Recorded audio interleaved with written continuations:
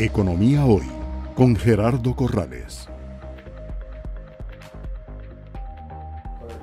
Continuamos en un programa más de Economía Hoy, democratizando la educación financiera desde el despacho de don Carlos Vargas, director general de Tributación Directa. Don Carlos, recientemente la Asamblea Legislativa aprobó en segundo debate el proyecto de fortalecimiento de las finanzas públicas. En el capítulo primero hay una reforma total del impuesto de ventas hacia el impuesto de valor agregado, y en el capítulo segundo se habla de reformas al impuesto de renta. El público se pregunta a partir de cuándo entran a regir estas nuevas disposiciones. Bueno, las normas de rige de la ley están al final. En el inciso primero, que se refiere al título primero, que es el del IVA, y el inciso segundo, que se refiere al título segundo, que es de renta, lo que se indica es que la entrada en vigencia de ambos capítulos es a partir de 6 meses contados a partir del primer día del mes siguiente a la publicación. Se publicó ahora en diciembre, el primer día del mes siguiente sería enero, en consecuencia entraría a regir a partir del 1 de julio. Primero de julio del 2019. Las dos. 2019, sí, señor. Okay. Leyendo el documento que se publicó en la Gaceta, en el artículo 8 del nuevo impuesto al valor agregado, se habla de una serie de rubros que están exentos, y ahí se menciona la educación privada. Pero luego, en otro artículo posterior, se habla de tarifas reducidas y se menciona la educación privada con un gravamen del 2%. Hay una aparente contradicción. ¿Cuál de los dos sería la interpretación que llaman auténtica del legislador? Bueno, acá es importante tener en cuenta que la exoneración es una dispensa legal de la obligación de pagar el impuesto una vez que esté nacido. Entonces, cualquier norma que posteriormente diga que debe pagar impuestos, si existe una norma que la exonera en la misma ley, pues lo que hace es absorber o subsumir esa norma y liberarla del pago. Entonces, digamos, la interpretación correcta sería que la educación privada está exenta.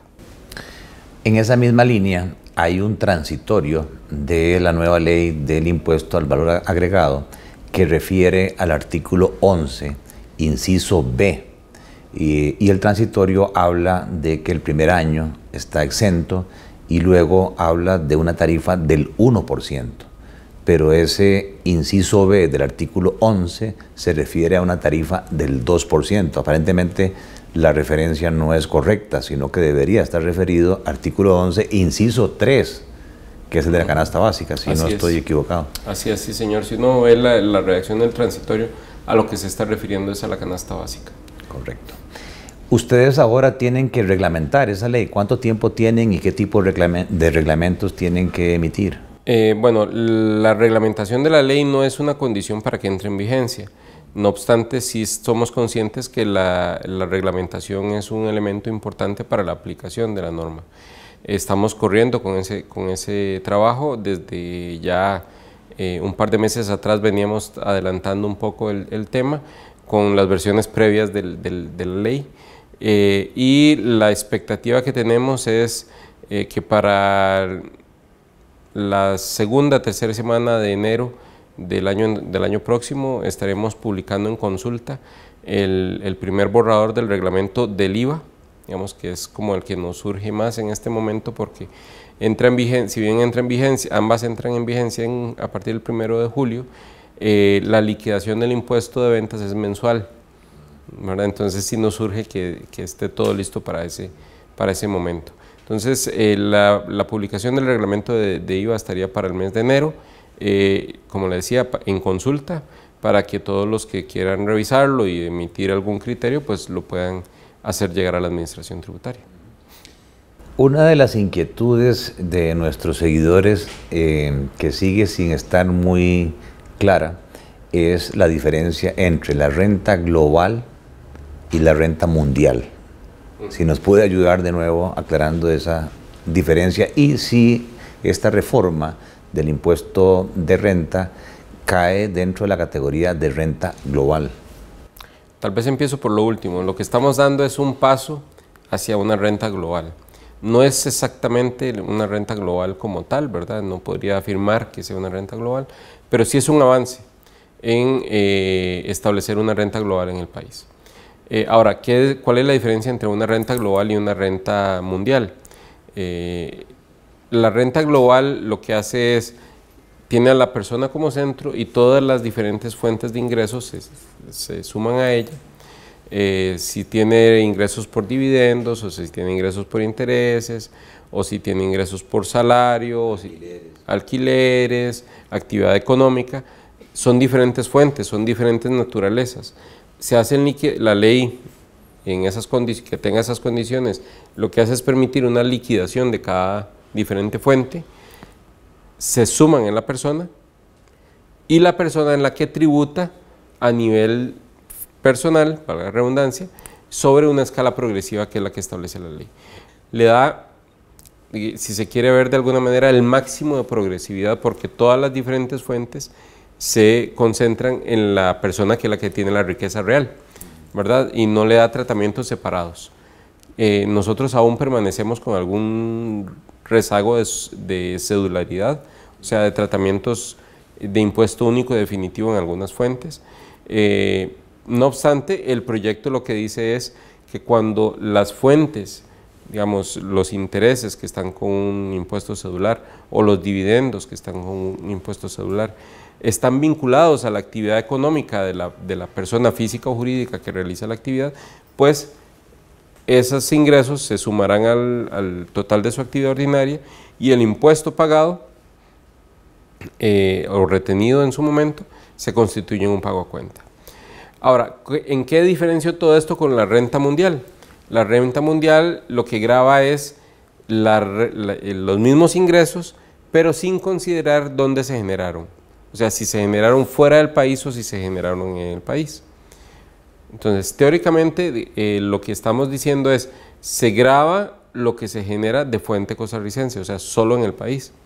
Si las personas tienen ingresos de fuera del país, pues no estarían gravados porque el alcance normativo de la ley no les llega a sus ingresos. O sea, sigue siendo un impuesto territorial. Exactamente. Solo se graban las rentas originadas en Costa Rica. Exactamente, así es.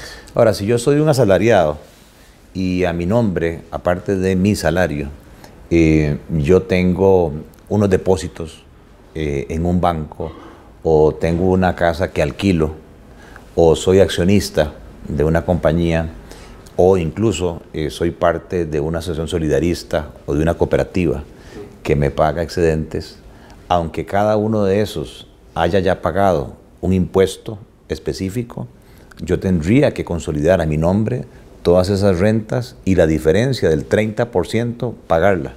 No, en el caso del salario no se globaliza. Entonces, Los digamos, asalariados no. Los asalariados no se globaliza la renta. O sea, tiene que ser una persona física que realice actividad lucrativa. Efectivamente. Por sí sola. Efectivamente, un profesional liberal que tenga recursos disponibles de su actividad ordinaria y decide invertirlos en títulos y genera intereses. Esos recursos que invirtió, que estaban relacionados con su actividad, pues se atraen a la persona y él tiene que... Si yo tengo una cuenta corriente, una cuenta de ahorro y me paga intereses, con esta nueva disposición yo tendría que tributar sobre esos intereses. Las cuentas de ahorro y corrientes están exentas. Y si tengo un certificado o un bono, entiendo que sobre lo que está ya emitido no se pagan impuestos de intereses sobre lo nuevo, si la tasa ya no es del 8, sino del 15%. Así es. Sí, la diferencia sería que a partir del 1 de julio, en lugar de cobrarle el 8, le van a cobrar el 15. Ahora, si ese bono es de Costa Rica, pero es deuda externa, no está sujeto al impuesto. No estaría sujeto al impuesto. Solo los bonos de deuda interna. ¿Alguna otra recomendación, don Carlos, que usted considere atinada para los contribuyentes? Bueno, recordar que el impuesto de ventas actual es un impuesto al valor agregado. Tiene una enorme cantidad de deficiencias, pero es un impuesto al valor agregado. digamos, ver con cuidado la ley, pero tampoco alarmarse sobremanera en cuanto a su aplicación, porque la dinámica va a ser muy parecida, va a tener créditos, va a tener débitos, sobre el débito va a aplicar su crédito y sobre esa diferencia paga el impuesto del valor agregado. Va a tener mayor amplitud, digamos, al pasar de un crédito fiscal en el impuesto de ventas limitado por una serie de disposiciones normativas a un crédito financiero contable, es decir, que todo lo que contablemente yo pueda vincular con la generación o la prestación de mi servicio, lo voy a poder deducir. Entonces, más bien les va a generar una ventaja competitiva a las empresas nacionales, al productor nacional, en el sentido de que ya impuestos que hoy pasan al costo, pues los va a poder acreditar. Una de las últimas grandes dudas que yo he escuchado es sobre el tratamiento de la canasta básica. La canasta básica va a ser tasada con el 1% y surge sobre los productores o proveedores de los bienes que integran la canasta básica, que han interpretado que como ellos tienen que pagar sobre las materias primas, sobre los bienes que incorporan a la canasta básica el 13% y solamente pueden cobrar el 1%, que van a subir los precios el 12%. ¿Eso es correcto o...? La misma disposición que establece que la canasta básica está al 1% define que los insumos para producir la canasta básica estarán al 1%. Insumos, maquinaria. Insumos, maquinaria, servicios vinculados con en la cadena de valor. En la cadena de valor van a estar al 1%. O sea, no hay tal de que los precios de la canasta básica... Va a estar al 1% el crédito y el 1% va a cobrar, entonces no va a haber impuestos cargados al costo. Finalmente, si los contribuyentes a la hora de leer estas nuevas disposiciones tienen dudas, inquietudes, ¿hay alguna ayuda de la tributación directa? ¿Va a haber alguna capacitación en medios, redes sociales? Sí, estamos trabajando en un plan de divulgación. Obviamente hay que hacer un plan de divulgación, información y asistencia a los contribuyentes, tanto en lo que es IVA como en lo que es renta, en lo que corresponde a renta.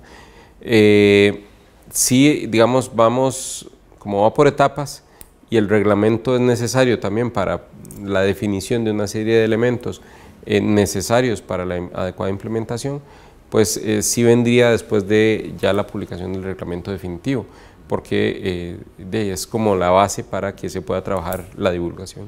Ok, muy bien. Gracias por estar con nosotros. Hemos estado ampliando sobre el concepto del impuesto al valor agregado y las reformas al impuesto de renta. Hay una disposición legal en nuestra legislación de que nadie puede alegar ignorancia de la ley, y de ahí que estemos hoy con el director general de tributación directa transmitiendo algunos consejos de todas las modificaciones que vienen a propósito de esta nueva ley del valor agregado y de las reformas al impuesto de la renta. Gracias por estar con nosotros en un programa más de Economía Hoy, democratizando la educación financiera. Economía Hoy, con Gerardo Corrales.